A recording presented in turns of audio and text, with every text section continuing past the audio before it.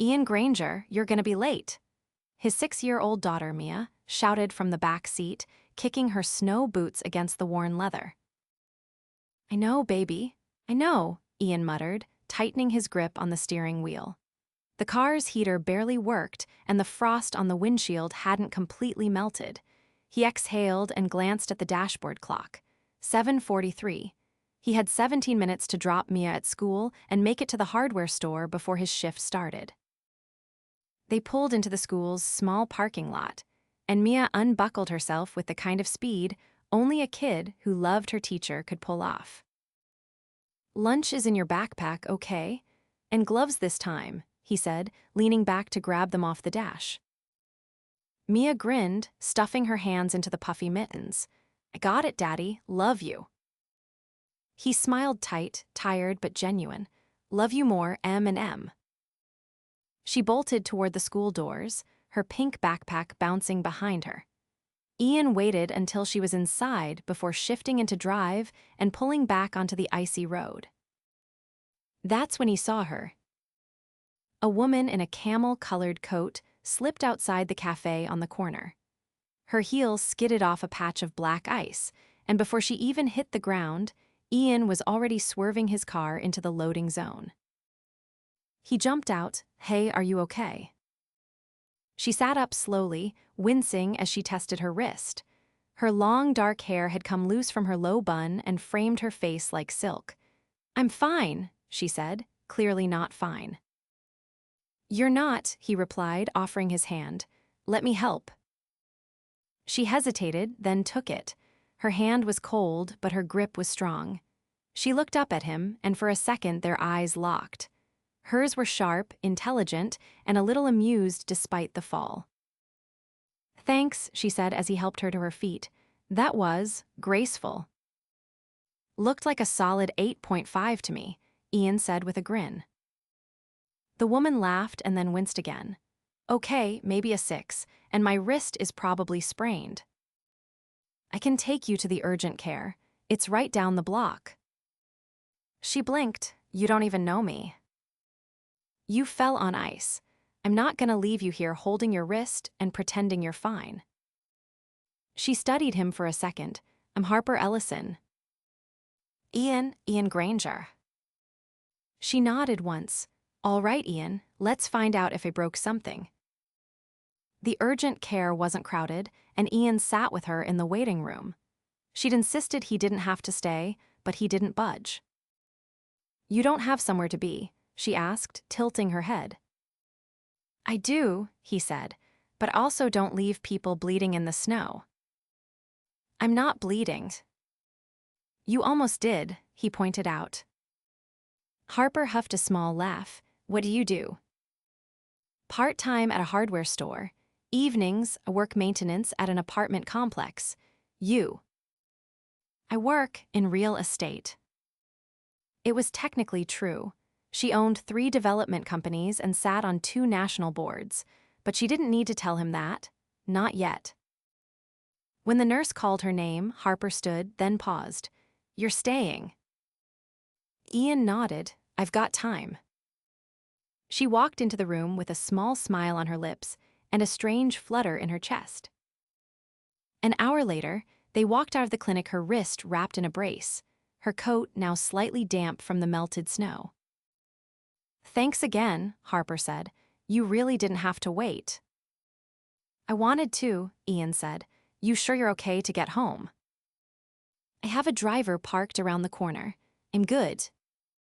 He raised a brow. Fancy. She shrugged. Well, try. He smiled and turned to go. Wait, she said, stepping forward. Can I buy you coffee as a thank you? Ian hesitated. He had 2 hours before his next shift. A hot drink didn't sound bad, and she was something else. Sure. The cafe on the corner had a window seat. They sat across from each other, sipping lattes she insisted on paying for. So, Harper said, watching him carefully, you've got a daughter. He nodded. Mia, 6, smart as hell, keeps me on my toes.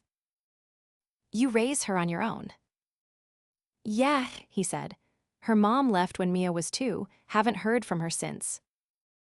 Harper's eyes softened. That must have been hard. He shrugged. It was, still is, but Mia's everything. I'd do anything for that kid. Harper stirred her drink slowly. She's lucky to have you. Ian looked at her. You know, for someone who slipped on ice and hurt her wrist, you're weirdly calm. I've been through worse, she said, a little too fast. He noticed the flicker in her expression but didn't push it. Everyone had their stuff. He sure did. I should get going, he said, glancing at his watch. Harper stood with him. Can I see you again? There was surprise in his eyes. Seriously. Seriously. I don't have a lot of time, Harper. She smiled, then let's not waste any. He chuckled, a bit stunned. Okay, yeah, I'd like that. They walked out together, and Harper watched as he drove off in a beat-up SUV that coughed twice before starting. She pressed her good hand to her chest, feeling something she hadn't in a long time: anticipation. She'd built her empire on calculated moves, but this felt like falling. And for once, she didn't want to stop it. Harper adjusted her scarf as the elevator rose, watching the city shrink behind the glass wall.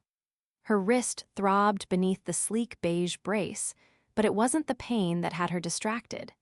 She couldn't stop thinking about him, about the man who didn't hesitate, who waited without being asked, who didn't treat her like her last name came with a price tag. The elevator chimed. The doors parted to reveal the 37th floor of Ellison Development's Midtown Tower. Her assistant, Leela, looked up from her desk.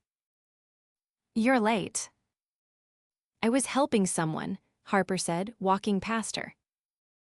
You helped someone? Leela blinked, standing to follow. Did you fall into an alternate timeline? I fell on ice, Harper replied dryly. He helped me. Leela's eyes widened. Wait, who? A man. Oh, well, that clears things up. Harper stepped into her office, leaving the glass door open behind her. She peeled off her coat, tossing it onto the back of the armchair, then sat at her desk. He has a daughter, she said, almost to herself. Leela leaned in the doorway. You want me to run a background check? No, Harper said sharply. He's not someone I want that for. Leela folded her arms. You don't even know his last name. I do, Harper said, glancing at her screen. Granger. Leela's brow lifted. You already looked him up. I needed to know if he was real. And he is, Harper turned her chair slightly. He works 2 jobs, no criminal record, no debt, no social media, which I respect. He's raising his daughter alone. You're interested? Harper didn't respond. Leela stepped in, lowering her voice. You don't date, not since. Don't, Harper said quietly. This is different. You met him this morning. I know what I felt. Leela exhaled slowly. So what now? You sent him flowers and a check. I want to see him again. Then see him again. Harper looked out the window. I don't want him to know who I am, not yet. Leela hesitated. You're the most recognizable real estate executive in the city. Not to people who don't read business magazines. Fair. Harper stood and crossed to her coat. I want you to find out which school his daughter goes to, quietly. You want to go through the kids. I want to know how to be in his world without blowing mine up. Leela didn't argue, she just nodded. That afternoon, Harper slipped into a quiet corner of a local bookstore, a scarf pulled high over her mouth. She'd called Ian during his break, offered to meet him somewhere simple. He chose this place, a cozy, old shop with crooked shelves and a little bell over the door. She spotted him near the back, crouched in front of the children's section, holding a paperback with a dragon on the cover. Looking for something specific, she asked. He looked up, surprised. Hey, yeah, Mia loves fantasy stories. She's into anything with winged creatures these days. Harper knelt beside him. That explains the unicorn keychain on your bag. A grin tugged at his mouth.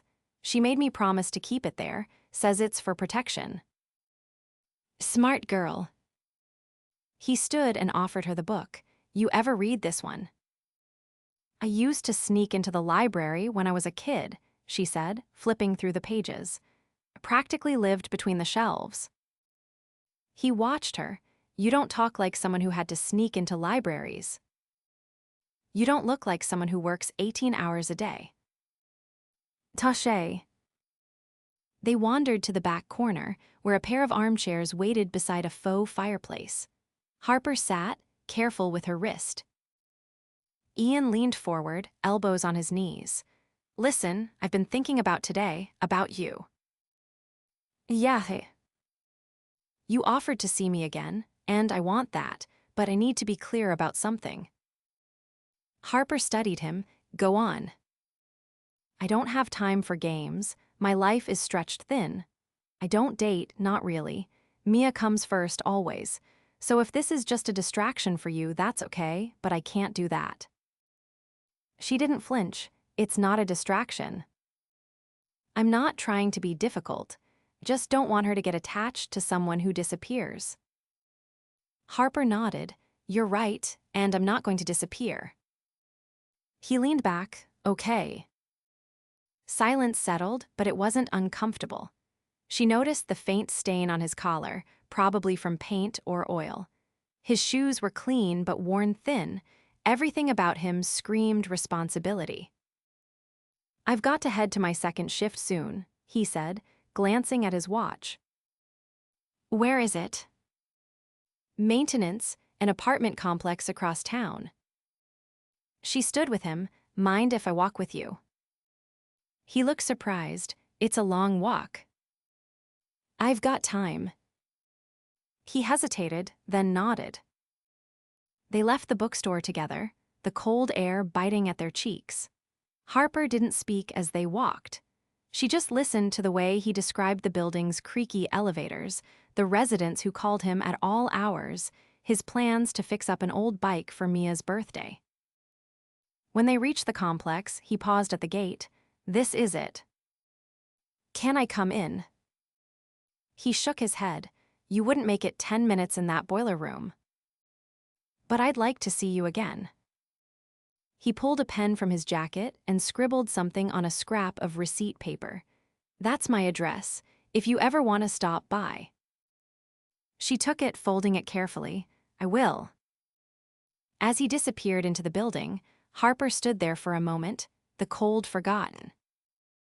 For the first time in years, she felt the kind of pull no meeting, no merger, no headline could offer. And she knew whatever this was, it had already begun to matter more than she'd expected. The knock on Ian's apartment door came just after 8 on Thursday night. He wiped his hands on a dish towel and opened it, surprised to find Harper standing there in jeans, a navy coat zipped to the collar, and a paper bag tucked against her side. I brought dinner, she said, holding up the bag, unless you already ate. He stepped back, eyebrows raised. I made grilled cheese and tomato soup. It's Mia's favorite. Then this can be dessert, Harper said, walking in like she belonged there. The apartment was small but clean, 2 bedrooms split by a narrow living room. A few crayon drawings were taped neatly to the fridge, and a stack of library books sat on the coffee table. Mia peeked out from her bedroom, toothbrush in hand. Hi. Harper crouched slightly. Hey, kiddo, I brought cookies. Mia beamed. Daddy lets me have dessert on Thursdays if I brush my teeth without complaining. I guess I picked the right night, Harper said. Ian watched the two of them from the kitchen. You didn't have to bring anything. I know, she said, standing and setting the bag on the counter. But I wanted to. Mia disappeared back into her room, and Ian leaned against the counter. How'd you even know where I live? You gave me your address, on that receipt. Oh, right. Harper pulled 2 containers from the bag. One has lemon bars, the other's got these pistachio things I can't pronounce. Fancy. She glanced at him, figured you might not make it to the pastry shop alike. You figured right. Mia reappeared in pajamas, hair damp from a quick shower. She held up a book. Can you read the next chapter, Daddy? Ian looked at Harper. You mind? Not at all. While he read to Mia, Harper took in the space. The couch had a few stitched patches, and the lamp in the corner leaned slightly, but everything was organized. Lived in, but warm.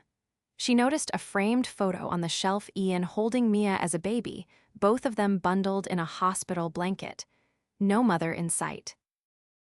When Ian returned a few minutes later, she was seated on the couch, shoes off and legs tucked beneath her. She's out, he said, settling beside her. She trusts you completely, Harper said. She's never had a reason not to. They sat in silence for a beat, the quiet hum of the heater filling the room.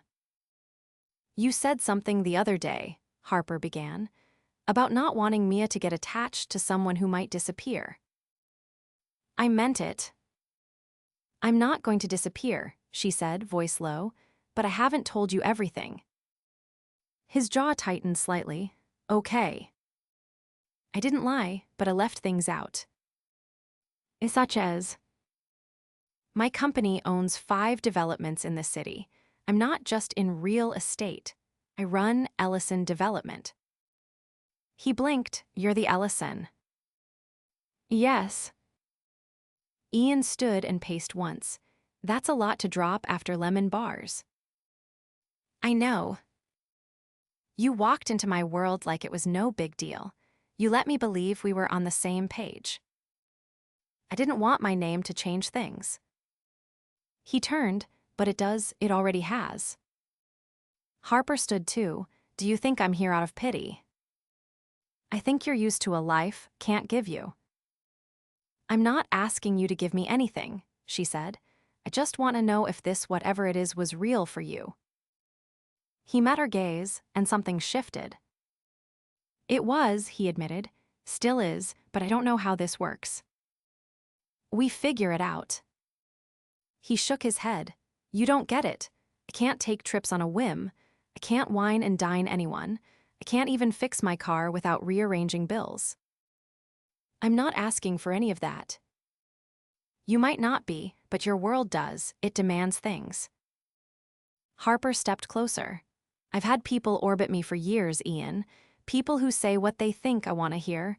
You didn't. You don't. That's why I notice you. That's why I came back. He searched her face. I don't want Mia caught in the middle of something that's going to explode. Then let's not let it explode. He didn't answer right away. Instead, he sat back down, ran a hand through his hair, and stared at the wall. I'm not used to people sticking around. Well, Harper said, easing onto the couch beside him, get used to it. A long silence stretched between them. Then he looked over, eyes softer this time. So, pistachio things, huh? They're imported, slightly overpriced, and probably addictive. He lifted the lid on the container, took one, bit in, and let out a surprised breath. Okay, yeah, that's not fair. These taste like money. She laughed, and the sound filled the cramped room like sunlight through a window.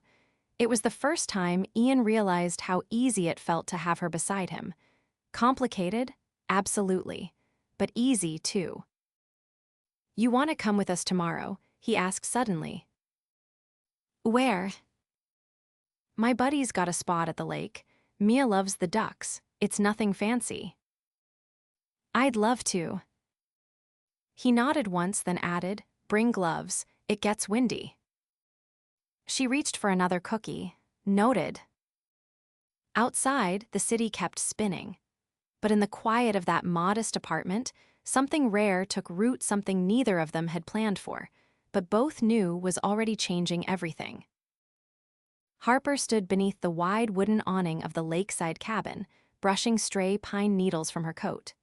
The air smelled like damp leaves and firewood, and the sky was a soft, wintry gray that made everything feel quieter than usual. She could hear Mia's laughter echoing from the dock, where she was trying to toss breadcrumbs to a particularly grumpy-looking duck. Ian was beside her, crouched, pointing out which ones were bold enough to snatch food straight from her palm. "This one's greedy," Mia announced. "He doesn't even chew." Ian laughed and said something Harper couldn't hear, but it made Mia double over, clutching her sides.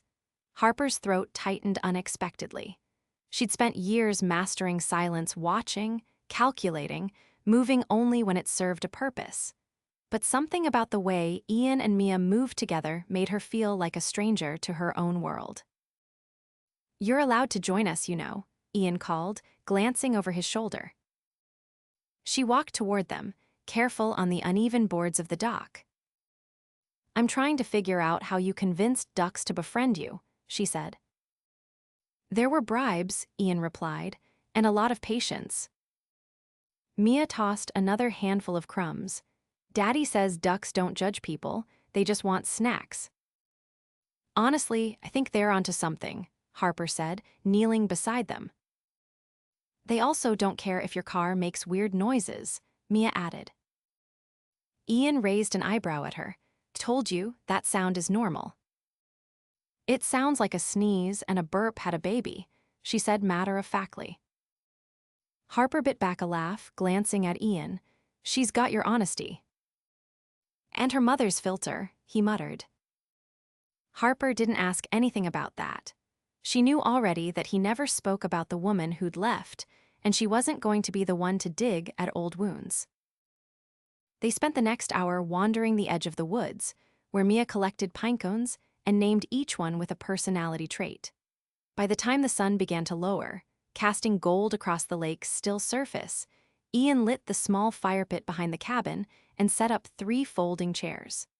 Harper helped Mia unwrap sandwiches from a brown paper bag they'd packed earlier, none of which had anything gourmet about them, but she couldn't remember the last time a meal felt more satisfying. "I've been thinking," Ian said as they all sat watching the fire flicker higher, "about what you said the other night." Harper turned her head slightly. "Which part?" "That you weren't going to disappear." She waited. "I believe you now," he said.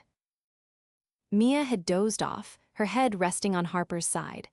Harper reached down to brush a leaf from her hair. "I meant it," she said, "and I still do." Ian leaned forward, elbows on his knees. "I've spent a long time waiting for the other shoe to drop, for something to break, but you're not what I expected." "I'm not trying to be anything," Harper said.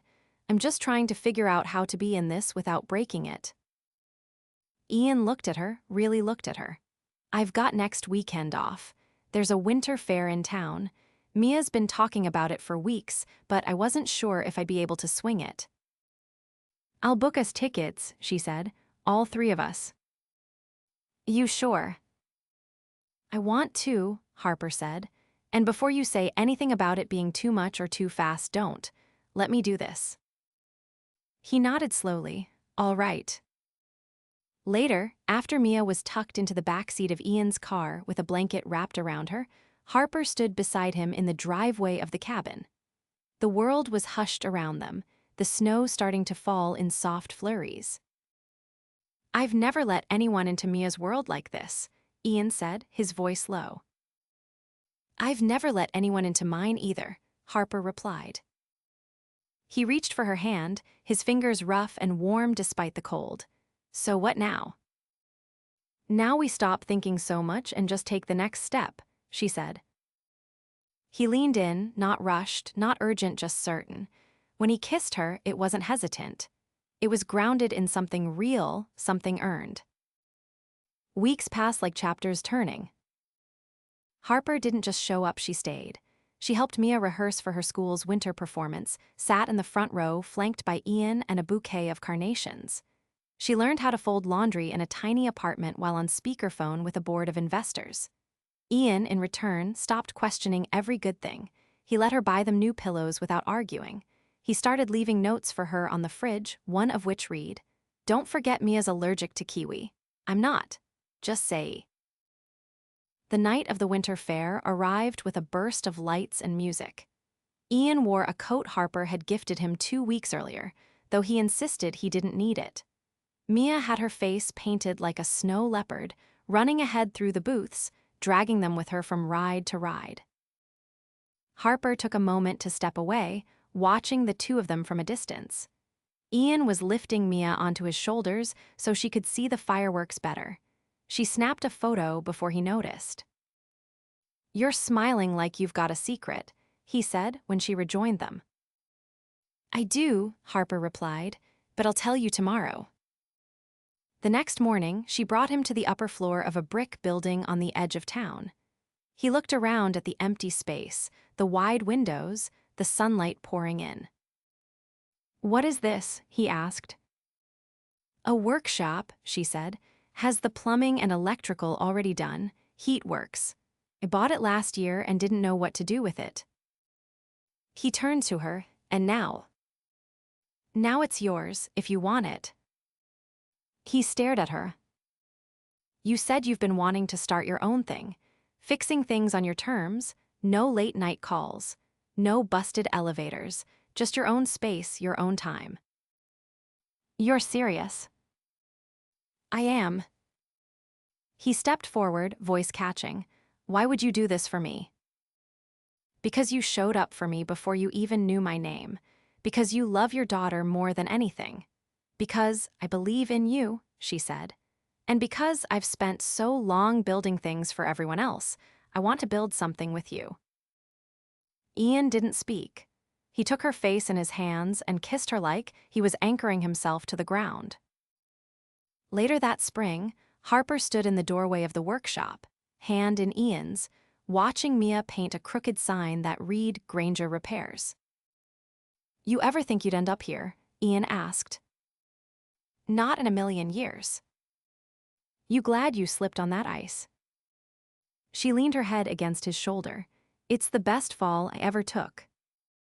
The workshop smelled faintly of cedar and fresh paint, the kind of scent that clung to the air when something new was beginning. Ian stood at the back wall, holding a wooden shelf level against the studs, while Harper read off measurements from a folded blueprint spread across a work table. 72¼ inches from the edge, she said. He adjusted slightly, then nodded. "Got it, drill." She handed it to him without hesitation. Neither of them spoke for a moment, not because there was nothing to say, but because the silence between them had grown comfortable like a song that didn't need words to be understood. Harper folded the blueprint. "The sign's up." He turned, brow lifting. "Mia finished it." "She didn't let me see it until it was done. I think she's been practicing her lettering in secret." Ian set the drill down and walked outside with her. The sign hung above the front doors, painted in bold navy letters that read, Granger & Co. Beneath it, in smaller script, was a single line, "For the things that matter." He tilted his head. "She came up with that." Harper nodded. "Said you fix things because you care more than most people." His eyes softened. "She's not wrong." They stood just outside the threshold, the late afternoon sun casting long shadows across the gravel lot. Harper leaned against the doorframe, arms crossed. "I have a proposal," she said. He looked over at her. "Am I about to be offered another building?" She rolled her eyes. "No, I want you to come with me to the Ellison Foundation Gala next month." He blinked. "That's black tie, right? Champagne towers and opera music." "Definitely tuxedos, possibly a string quartet, but it's important to me." "I don't fit in at events like that, Harper." "You don't have to fit in, you just have to walk in with me." He hesitated. "I don't even own a suit." "I took care of that," she said, reaching into the backseat of her car and pulling out a garment bag. "It's tailored, black wool, you'll look like $1,000,000. He took it, eyeing the bag warily. You sure you want to introduce me to all those people? I wouldn't be asking if I wasn't. That night, after Mia fell asleep on the couch halfway through a movie about talking foxes, Ian hung the suit on the back of the bedroom door and stared at it like it might talk back. He didn't sleep much, not because he was nervous about the gala, but because something inside him was shifting. He was used to surviving, to fixing what was broken and patching what was frayed. But this felt like building something permanent, something that didn't need to be repaired later.